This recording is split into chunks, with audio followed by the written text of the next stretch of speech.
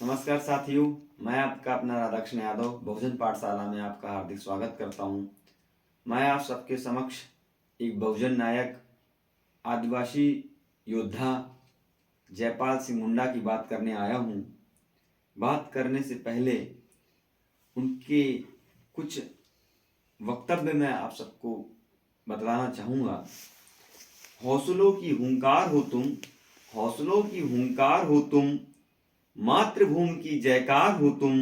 सुनो मेरे प्रकृति के रक्षक, सुनो मेरे प्रकृति के रक्षक, तुम ही भगवान जयपाल मुंडा हो, तुम ही भगवान जयपाल मुंडा हो। इन पंक्तियों के माध्यम से उनके योगदान के विषय में मैं आप सबके समक्ष चर्चा करूंगा। चर्चा करने से पहले उनकी पारिवारिक स्थिति, उनके जन्म इत्यादि विषय पर भी आपको बतलाना चाहूँगा। उनका जन्म 3 फरवरी 1903 में हुआ। 3 जनवरी, फरवरी ना होकर 3 जनवरी 1903 में हुआ। और उनकी माता का नाम राधा मणि था। पिता अमरू के घर उनका जन्म हुआ और वो एक सुदूर क्षेत्र, जहां कहते आदिवासी इलाके से ताल्लुकात रखते थे। उनका जन्म टकरा खूंटी के पास हुआ। खूंटी उनके गांव का बताते हैं, गांव था वहां पर उनका खूंटी। और उनकी जो प्रारंभिक शिक्षा हुई वो सतपाल स्कूल रांची से हुई। अध्ययन और अध्यापन और अध्येता में बड़ी रुचि रखते थे, वो बड़े होनहार छात्र थे। उसके बाद वो जब वहाँ 8वीं तक पढ़े, उसके बाद वहाँ के जो प्राचार्य थे और वहाँ के जो स्कूल के जो शिक्षक इत्यादि थे, उनमें जयपाल मुंडा एक अलग ही दिखे। उन्होंने उनकी अध्ययन की योजना विदेश जाकर कहा, उनके घर वालों से कहा कि आप अपने बच्चे को विदेश में पढ़ाइए। तो वो ऑक्सफोर्ड गए पढ़ने के लिए। वो अपनी पढ़ाई, सोच लीजिए, एक आदिवासी समाज से आने वाला छात्र, आदिवासी समुदाय से आने वाला एक होनहार विद्यार्थी ऑक्सफोर्ड पढ़ने गया। और जब कहते नहीं, गांव देहात का छात्र जब अच्छे अच्छे विश्वविद्यालयों में पढ़ता है तो एक उसके अलग ही मन में कुछ करने की होती है। ऐसा ही कुछ जयपाल मुंडा ने सोचा था कि नौकरी तो एक जीवन का लक्ष्य नहीं है, नौकरी एक साधन है उस तक पहुंचाने का। जैसा कि अक्सर गांव के लड़के कहते हैं कि हम मध्यम वर्ग वाले जो लड़के होते हैं वो यही कहा करते हैं, एक साधन है नौकरी। लेकिन कुछ समाज के लिए, कुछ देश के लिए, कुछ अपने राज्य के लिए, कुछ अपने जिले के लिए, कुछ गांव के लिए कुछ हो सके हमसे योगदान, ऐसा ही कुछ सोच रहे थे जयपाल मुंडा। प्रारंभ में वो खिलाड़ी बनना चाहते थे। जैसा कि आपको बता दें, वो एक बहुत अच्छे पत्रकार भी थे, बहुत अच्छे शिक्षाविद भी थे, बहुत अच्छे अध्येता थे, बहुत अच्छे वो रिसर्चर थे। इतने सब उनमें प्रतिभा थी। खिलाड़ी तो इतने अच्छे थे कि 1928 में जो ब्रिटिश की तरफ से जो भारत उस समय था, जो हॉकी का जो वर्ल्ड कप हुआ, उसमें वो गोल्ड मेडल जिता के लाए। और जब ये वहां पर थे ऑक्सफोर्ड में, तो इन्होंने वहीं पर एक ब्लू दल नामक एक खेल का जो ग्रुप था उसको ज्वाइन कर लिया और वहीं से उन्होंने खेलना शुरू कर दिया। और हॉकी के बहुत अच्छे प्लेयर थे, बहुत अच्छा हॉकी खेलते थे। उसके बाद 1928 में, जैसा मैंने आपको पूर्व में बताया कि एम्स्टर्डम में ओलंपिक हुआ, उसकी तरफ से भारत की कैप्टनसी की, उन्होंने कैप्टनसी निभाई, जिसमें जिसमें हॉकी के जादूगर कहे जाने वाले मेजर ध्यानचंद, वो इनके कैप्टनसी में खेले। इतने बड़े अच्छा हुनर इतने थे इनके पास। जब ये भारत लौट के आए तो परिवार इनकी विवाह की योजना बना रहा था। और वैवाहिक जीवन में जब ये प्रारंभ हुए तो इनकी शादी सबसे पहले तारा मजूमदार से हुई। तारा मजूमदार वही थी जो कहा जाता है कि कांग्रेस के प्रथम अध्यक्ष व्योमेश चंद्र बनर्जी की पोती, कुछ लोग कहते हैं, कुछ लोग बेटी बताते हैं, उनसे इनकी प्रथम शादी हुई। और आप सोच लीजिए कितने बड़े होनहार छात्र, युवा नेता, युवा शिक्षाविद रहे होंगे कि कांग्रेस की पोती या बेटी से विवाह होना कितनी बड़ी बात हो सकती है। उनसे शादी हुई, लेकिन संबंध बिगड़ गए और बाद में इनको तलाक लेना पड़ा। तलाक होने के बाद भी इन्होंने दूसरी शादी भी की। दूसरी शादी जहां आरा से हुई। जहां आरा भी एक कांग्रेसी नेता थी और बहुत उनकी अच्छी पकड़ थी कांग्रेस में।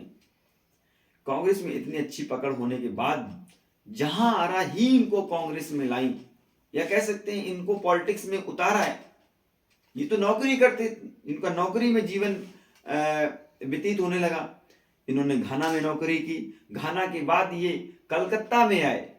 घाना में इन्होंने अध्यापक की नौकरी की। उसके बाद ये कलकत्ता आए। कलकत्ता में इन्होंने नौकरी अध्यापक की। उसके बाद ये राजस्थान गए और राजस्थान में इन्होंने राजकुमार कॉलेज जयपुर में ये प्राचार्य पद पर इन्होंने अपनी नियुक्ति ली। आप सोच लीजिए, ये कुछ स्टोरी मुझे लगता है कि माननीय नेताजी से मिलती जुलती है, और नेताजी ने उन्होंने सीखा होगा। इन्होंने, नेताजी ने, मुलायम सिंह जी ने इन्होंने इनसे ही सीखा होगा।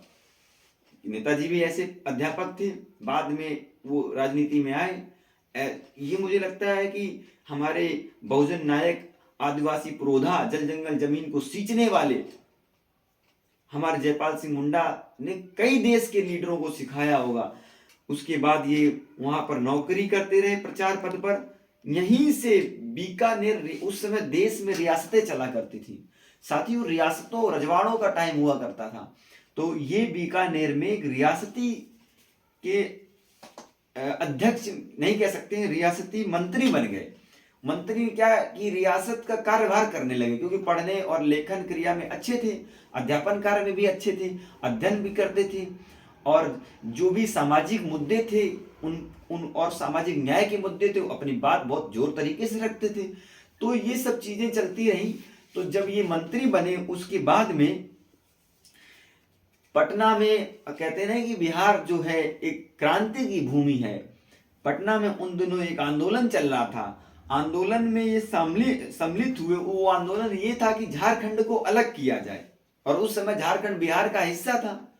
और क्योंकि देश में आज जब पर्यावरण की रक्षा के लिए विभिन्न योजनाएं बनाई जा रही हैं, लेकिन फिर भी सरकार बड़े बड़े उद्योग लागू कर रही है। अभी हाल में आपने उत्तराखंड का देखा होगा, लोग कह रहे हैं जल जंगल जमीन आप मत काटो, इतना पॉल्यूशन हो रहा है।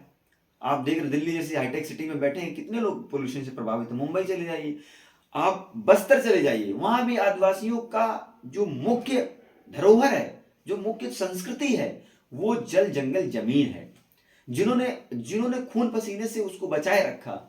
तो उस समय उस आंदोलन में सम्मिलित हुए। पटना में जो आंदोलन चल रहा था गांधी मैदान में, वहां पर उन्होंने जो भाषण दिया, उस भाषण से लोग बड़ा उत्तेजित हुए, बड़े युवा इनसे प्रभावित हुए, और कहा मैं आपके साथ कंधे से कंधा मिलाकर खड़ा रहूंगा। उसके बाद ये एक इन्होंने 1938 में एक संगठन बनाया। उस संगठन का नाम था छोटा नागपुर संथाल परगना आदिवासी संगठन। लेकिन ये संगठन युवा लोगों से मिलकर कुछ दिन कार्य तो करता रहा, लेकिन जयपाल मुंडा की जो इच्छा थी, वो इच्छा ये थी कि आदिवासी समुदाय का एक रिप्रेजेंटेशन होना चाहिए। हर एक समाज का आदिवासी समुदाय देश की मुख्य धरोहर है, मूल निवासी है। तो उन्होंने क्या किया, इस संगठन के माध्यम से समाज को देश की राजनीति में एक अपना, जो कहते हैं ना, औहदा बताने के लिए ये संगठन किया। बाद में 1939 में इसके ये अध्यक्ष बने। इस संगठन का उन्होंने नाम बदल दिया, और नाम बदलने के बाद इसका कर दिया आदिवासी महासभा संगठन।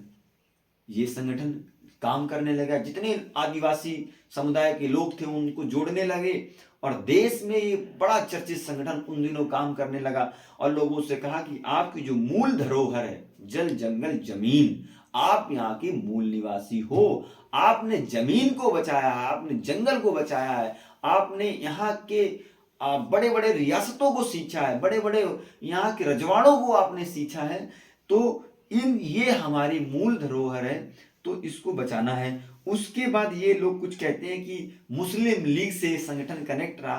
कुछ इतिहासकार इसलिए कहते हैं कनेक्ट रहा क्योंकि इनकी भी मांग वही थी कि हमारा रिप्रेजेंटेशन होना चाहिए, हमारे समाज का एक प्रतिनिधित्व होना चाहिए। ऐसा ही कुछ मुस्लिम संगठन मुस्लिम लीग का था, लेकिन इसमें कुछ इतिहासकारों के मत हैं या कह सकते हैं मतभेद हैं, तो उस बात पे ना जाते हुए उसके बाद जब ये संगठन कार्य करने लगा तो झारखंड में 1950 में एक झारखंड में पार्टी का गठन हुआ।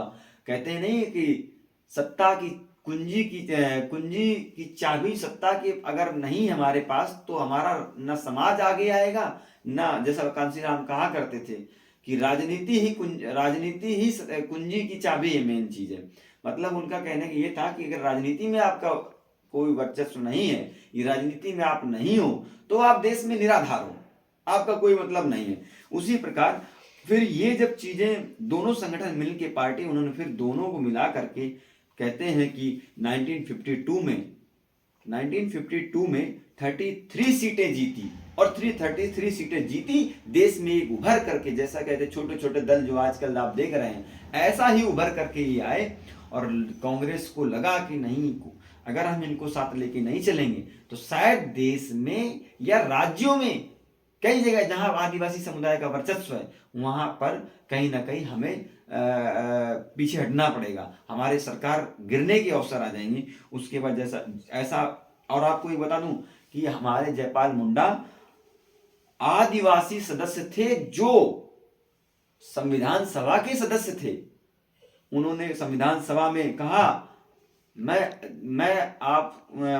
जयशंकर प्रसाद से उन्होंने कहा कि मैं आपने मुझे बोलने का मौका दिया है, मैं आपसे इतना कहना चाहूंगा कि आदिवासियों के मुद्दों की ओर आपका ध्यान आकर्षित करूंगा, और आपसे ये कहूंगा कि मैं इस देश की, हमारी धरोहर है, हम यहाँ भले ही 5 लोग हों संविधान सभा में, लेकिन देश में 300 करोड़ लोगों की आबादी है। तो इसलिए मैं चाहता हूं, इसलिए मैं 3 करोड़ की आबादी है, वो 3 करोड़ की आबादी का प्रतिनिधित्व करने हम आए हैं, और हम कहते हैं इस देश की हम मूल निवासी हैं, मूल धरोहर, बाकी सारे घुसपैठी हैं। उन्होंने बड़ी सभा में ये बात कहा। तो मैं आपसे यही कहना चाहूंगा कि जो आदिवासी समाज के लोग हैं, जितने आदिवासी समाज के लोग हैं, वो अपना वर्चस्व और अपनी लड़ाई जारी रखें। आप चाहे बस्तर हो, चाहे छत्तीसगढ़ हो, चाहे झारखंड हो, आपके जो जल जंगल जमीन है उसमें कहीं ना कहीं प्रहार हो रहा है। चाहे उत्तराखंड में, हाल ही में उत्तराखंड में आप देख रहे हैं जंगलों को काटा जा रहा है, बड़े बड़े मॉल क्रिएट किए जा रहे हैं, बिजनेसमैन को वहां लाया जा रहा है। तो ये हमारी चीज नहीं है। हमारी जो चीज है मेन जल जंगल जमीन। उसके बाद उन्होंने कहा कि आप, हमारी भाषा, हमारा रहन सहन, हमारी संस्कृति, हमारी लिपि सब अलग है। हमने इस देश को सींचा है, हम इस देश के मूल निवासी हैं। बाकी हमारे और जनजाति क्यों कहा जाने लगा, क्योंकि इसमें फिर और जो ट्राइबल्स हैं उनको भी इंक्लूड किया गया। तो आज उनकी जयंती है, इसलिए हम उनको याद कर रहे हैं। और एक चीज का, वो जैसे ड्रिंक का सपोर्ट करते थे, और ड्रिंक का सपोर्ट इसलिए करते थे, कहते थे आदिवासी समुदाय दिन भर कार्य करता है, रात दिन वो काम करता है, तो जो उसकी जो जैसे कहते शरीर को एक रेस्ट देने के लिए, जो जैसे सेना में आप जानते हैं शराब का प्रचलन है, ऐसा ही उन्होंने कहा कि शराब कोई गलत बात नहीं है, लेकिन एक क्वांटिटी में रहकर ये सब कार्य करना है। ऐसा हमारे जो संविधान में है, जो नीति निर्देशक तत्व है, उसमें इंक्लूड किया गया कि राज्य सरकार चाहे तो अपने राज्यों में लागू कर सकती है, बाकी आप बंद करने के लिए कोई आप राज्य सरकार कर सकती है। वैसे ही उन्होंने कहा कि धार्मिक सपोर्ट जो उनका था, उन्होंने कहा धार्मिक सपोर्ट हमारे खुद के देवता हैं, हमारे जंगलों में देवता रहते हैं, हमारे जंगल देवता है, हमारे जमीन के देवता हैं, हमारी भूमि सबसे बड़ी देवी है, तो हमारे लिए और कोई देवता नहीं है, हमारे लिए यही देवता है। तो मैं आप सबसे निवेदन करना चाहूंगा, आप अपने योद्धाओं को जाने और अपने जो लोग हैं जिन्होंने संघर्ष किया है उनके बारे में जाने। जय भीम, जय मंडल, जय आदिवासी।